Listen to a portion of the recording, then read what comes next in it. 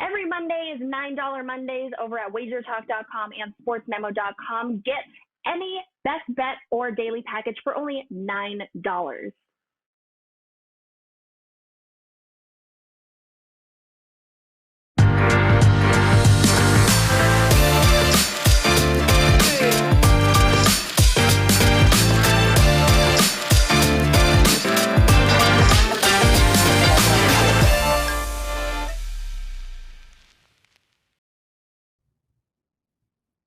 It's a beautiful Monday morning here in Las Vegas. The sun is shining, the birds are chirping. You know what that means. That means that we had a great week on Bet On It. Finally, it only took 5 weeks for me to just absolutely crush the NFL. Let's bring in our other two gentlemen on the show, Marco D'Angelo and Gianni the Greek. All right, I know I had a good weekend. Marco, I'm going to let you go first because I know you had a good weekend. Well, we did good here on the show, Kelly. Unfortunately for me, I had a bad Saturday for my clients. We split yesterday with our plays. Actually, 2.5. I have a teaser working that the first half's in, second half's pending. We'll be talking about that in a little bit on the show. But best bets for me on the show, I did lose the college best bet with Temple, but our NFL best bets, we're now 4-0-1 for the season with the NFL best bets, as we had an easy one yesterday with Baltimore first half. That one was never in doubt, and I wish they were all that way, Kelly. Don't you, Marco? I'd like to give a shout out to your Pittsburgh Steelers for giving me an aneurysm there late in the third quarter, up 31-14 with my best bet.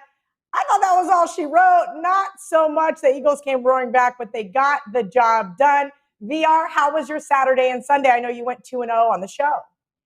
Yeah, I did do good on the show because that was my stuff. You know, we taped the show early, and I had a good week. I won in college football again, lost in NFL overall. I hit my 5% play, hit the Thursday night game, the Sunday night game. But overall, I lost because a lot of the groups that I work with, they're betting later, especially the NFL, believe it or not, now.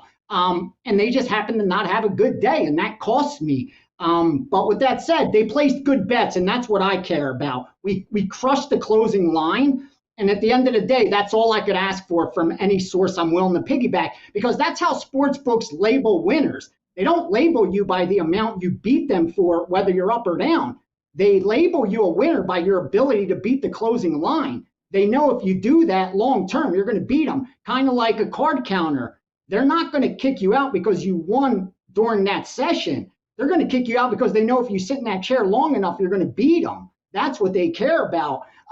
So for me, that's all my goal is. Find myself be able to win long term, and any source I'm willing to piggyback for them to beat the closing line to prove to me they're able to win long term. And we did that. But real quickly, I don't have anything yet for today. I haven't released anything. I do have 80 positions pending on the Tampa Bay Rays. I gave out that future at 20-1. Subscribers have that pending. I didn't hedge. I did bet Houston game 1 because I know the team that wins game 1 wins the series 62% of the time. I said, let me bet Houston as a slight hedge. They lost, Tampa won. Now I may hedge a little with Houston at plus 300 to win the series, because if Tampa wins this series, we're sitting pretty against the Dodgers most likely, or Atlanta, with a lot of units to be able to hedge with enough positions. So we'll see. But we got Monday night, we got Tuesday, we got football coming up, a lot of good things. I'm excited for this week ahead.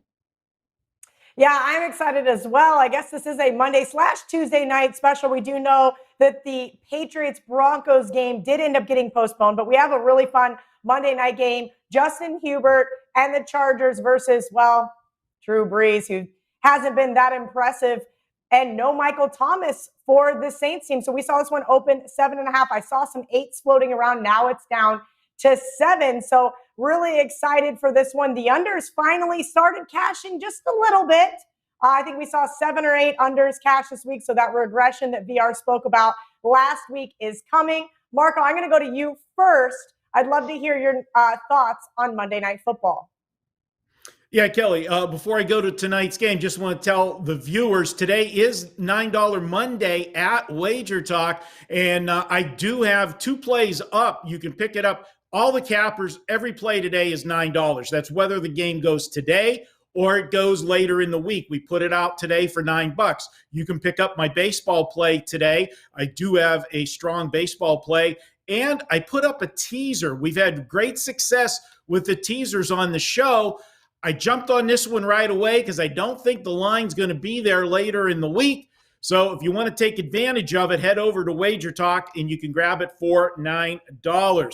But for tonight, Kelly, you look at the Chargers, and people are going to look here and see the Chargers. They're going to look at what they've done this season, and they're going to look most importantly at the last game. Well, that last game was against Tampa Bay, and they hung around with Tampa, getting 7 points, and in fact had the lead most of the game, and Tampa Bay and Tom Brady come roaring back. But if you go back and look at that game, you know I'm a situational handicapper. Tampa Bay was in a bad spot. They were playing the Chargers with a big game on Thursday night looming in 4 days. Now, the reason I say big game, because it was going to be the first time that Tampa Bay and Tom Brady was going to be in a standalone game since he went to Tampa. Spotlight was going to be on him on Thursday night. You know, Tom Brady was looking forward to that, to show the country, you know, it wasn't Bill Belichick. He can win wherever he goes. So they came out a little flat, Tampa did, and the Chargers were able to jump on them, but they couldn't hold the lead. They made a couple mistakes, and a rookie mistake with Justin Herbert right before the half really changed the complexion of that game. But what people are going to look at is say, Chargers in 4 games, they've stayed within 7 points in all 4 games and are getting 7 points tonight against the Saints. Give me some Chargers. No, I don't want the Chargers, because if you look at who the Chargers have played, I said they had a distracted Tampa team last time out. Well, look at their other games. They've played teams that really weren't that good for the season, and they've had trouble scoring against those teams. They played Cincinnati in week 1. They could only get 16 points in that game. That was with Tyrod Taylor. Then Kansas City, they scored 20 against Kansas City and gave them all they could handle. But if you remember, Kansas City had that Monday night game on deck looking ahead. And then they had Carolina, and we know how bad the Carolina defense has been. They only scored 16 points there. I think the Saints will be just fine. Full disclosure, I said I got a live teaser working. Well, that live teaser that I've got working, I teased the Rams yesterday with the Saints. I just don't see Justin Herbert going into the Superdome and getting a win. He catches a break that he doesn't have fans, fill in the stands with the loud, crowd to deal with, but it is still his first national standalone game as an NFL starter. I think he's going to have a little bit of butterflies there. I think this is the Saints game to win. I project the Saints to win this game by 10, but I felt it was a better play for me not leaving that back door open to use them on a teaser, and that's why I gave it to the clients yesterday that way. So, VR, I have a 2-point question here. So everybody knows on Sunday afternoons, I do a podcast with John Murray called The Kelly and Murray Show. John Murray told me that a very respected group, I'll let you guys guess who that was, came into the Westgate and did bet the Chargers plus 7.5 to get ahead of the Michael Thomas news. So first of all, VR, did you see any of your respected groups play the Chargers plus 7? No, none of my guys came in on it at all, on the side or the total so far. I have my own opinion, but I haven't seen anything yet. Was that on the other question, or was that it? My second question is, because we do talk about teasers a lot, and I love to educate people on the show. I know that you had mentioned that you do not have a play up for this game and you have not played it. So what's the natural reaction for Monday night? Not all of us have the Saints down to -1 like Marco does, but I can promise you Twitter is going to be filled with questions of, Kelly, can't I just tease the Saints in the over? Kelly, can't I just tease so-and-so in the under? So can you please talk about why you should not do that in regards to especially this Monday night game? No, if you're going to use a teaser on tonight's game, you have one option, and that's an open-end teaser, or if you already have a pick for week 6, tie it up. You don't tease totals. You just don't do it. It's negative EV. It's something you just don't do. even if you happen to cash this ticket, again, you can't just focus on results. You got to actually have a goal. And is your goal to be a long-term winning sports bettor or to cash this ticket? We all want to win tonight, but the ultimate goal needs to be winning long-term. And that means you got to focus on that goal. And the only way to do that is doing the thing over and over and over and avoiding every impulse to do the wrong thing, even when it seems like the most likely outcome. You have to be able to avoid those kind of mistakes, especially when they end up winning and they give you that confirmation bias, like you actually did the right thing. That's more devastating than anything. That's like someone coming off the plane here when they're going to live in Vegas for the first time and they hit a royal flush within 30 minutes of landing in our city. Forget about it. If they think they're going to beat video poker without knowing having any skill set. So again, if you're going to tease tonight's game, your options are, as a winning bettor, tease the side and look for one game next week, or open-end teaser. And personally, that's where I'm going. Let me talk about this game real quickly. The reason I haven't bet it is because I have two strong feelings, and I'm hoping one of the groups that I work with or multiple come in and agree with me so I could absolutely unload, because I believe the New Orleans Saints are the best team in the NFL. You heard it right here. At their current record, I don't think there's a single team that should be favored over the Saints on a neutral field. I think in a 7-game series, I know they don't play that in the NFL, I would take the Saints, I think, over anyone except Kansas City right now. Kansas City's probably the only team that I would make -1 either way. I feel very strongly about that. The analytics, again, a team may be 2-2, 1-3, 4-0. There's a randomness to outcomes in a small sample size. Again, in the NFL, the best team doesn't always win the Super Bowl. The cream doesn't have time to rise to the top. But I do think the Saints are legit, and I think this line should be much higher. So open-end teasers is a lock for me. Unless these groups come in on the Chargers, I will have New Orleans down to -1 on at least 1, 2, or 3 open-end teasers. And then I like the Saints even at -7, but I'm sitting back waiting for a 6.5. And finally, I like the under as well. We saw 7 games go under, 8 games go over. That's all the books want. If they could get that steady balance, they're happy. They don't need 12 unders and 4 overs. That's not what they want, because then it's blindly bet unders. They want that mix, and that's what they got by raising those totals. Until they did that, it wasn't going to happen. They did that with this game. They brought it to 52. It should have been around 47, 47.5. That's why it got bet down to 49.50, where it sits right now. I think there's still value there. But again, I'm just trying to determine how big my bet size is going to be. And I'm waiting to see if some guys that I trust confirm my own opinion. Because I like the Saints. I like the under. I think they're 2 good bets. All right, now we hadn't fully planned on talking about the Tuesday night game just because there wasn't a lineup, but I just checked the WagerTalk odds board. We do have a lineup for Tuesday night, so I'm going to call an audible. I want to get you guys' quick opinions, and then we'll be back with our full slate on Wednesday. Again, guys, do not forget, it is $9 Monday at WagerTalk. You can get both of my favorite guys right now. They have bets up on WagerTalk.com, just $9 for today. So, Marco, I'm going to go to you first since VR just went. Right now, I'm looking, it looks like 3.5s across the board here in Vegas, total of 53. Your thoughts, Marco? I know we talked about this being a monster sandwich game for the Buffalo Bills. Yeah, Kelly, and it was my sandwich game. This is the game that I still have pending from this week's show. We weren't sure what was going to happen with the game when we gave it out.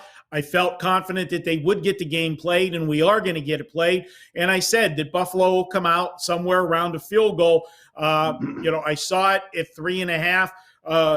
Come out, and then we'll see where the money goes from there. You look at this one, and we talked about it last week. Buffalo's got a big game. Now, it's gotten tempered a little bit by the fact that we were looking at this game to be a Sunday game, and Buffalo have to turn around and play on Thursday against Kansas City. That got pushed back. They're giving them a break, obviously. You can't play on Tuesday and come back and play on Thursday. So they'll have a few extra days to prepare for Kansas City. But that is still a monster game for having the Super Bowl champs come into your building and play when you're currently undefeated, and that would be a monster statement game for them. Tennessee, this is, we are in uncharted water this season with, the situations with COVID.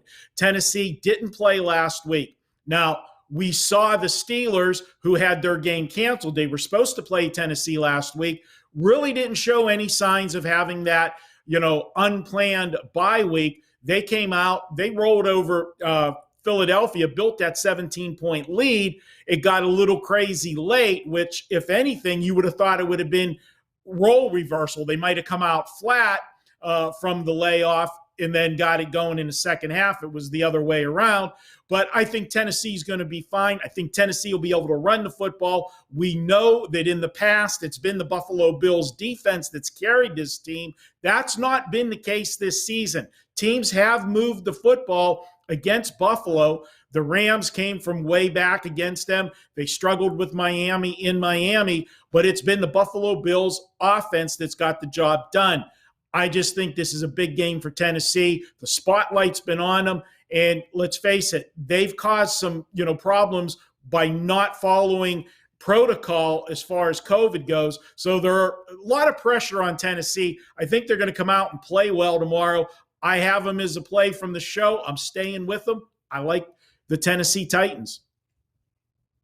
I like it as well. I think it's going to be really interesting to see how that team kind of, we'll say, overcomes some challenges. There's been a lot of negative press regarding that team. A lot of people calling a forfeit.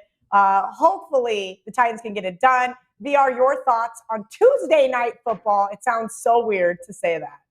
Yeah, it does. And real quickly, before the Twitter gambling Twitter blows up with my Saints comment, it's analytics I'm talking about. They're the only team in the NFL right now that's top 10 offense, defense, and special teams in value over replacement. No other team. The only other team that's close is Baltimore because they have the number one special teams. I'm strictly talking about what the data says, not what's transpired on the field. Those are two completely different things. The goal is to bring both together and find value on the betting board. Now, as far as Tennessee and Buffalo, here's what I got. I haven't dug into the game handicapping wise, but simply looking at my numbers, the numbers off. The value's on Tennessee, and it's not surprising because Tennessee's one of those teams that could very easily be, 0-4 as easily as they're 3-1.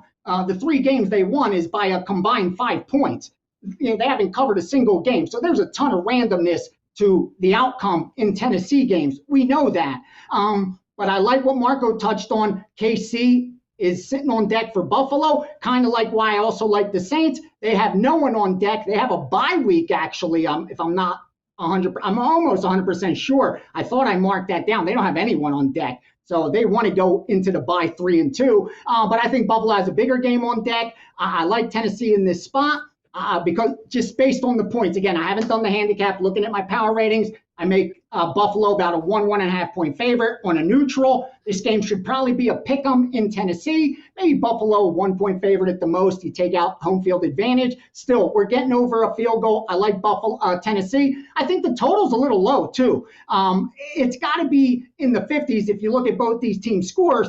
But they had to make their adjustments also, and they're not going to throw 58s up there every time. And I think that's why this total's a little low. What scares me is if you look at the last 2 games for both these teams, it looked like they should probably score 80 points in this game. So it looks a little too easy, but sometimes don't make it harder than it needs to be. I like Tennessee. I think there's value on the side, and I lean over as well. Titans and over. So favored and under tonight, dogging over tomorrow. I'm with you guys there. Look, I just don't think this Buffalo team can stop the run. And I said that last week when I gave out the Raiders on the show. I'm sticking with it. I like the Titans as well. Thank you guys for tuning into the Monday Night Football edition of Bet On It. Again, don't forget to head over to WagerTalk.com, grab your favorite handicappers' best bet this week for just $9. Every Monday is $9 Mondays over at WagerTalk.com and SportsMemo.com. Get any best bet or daily package for only $9.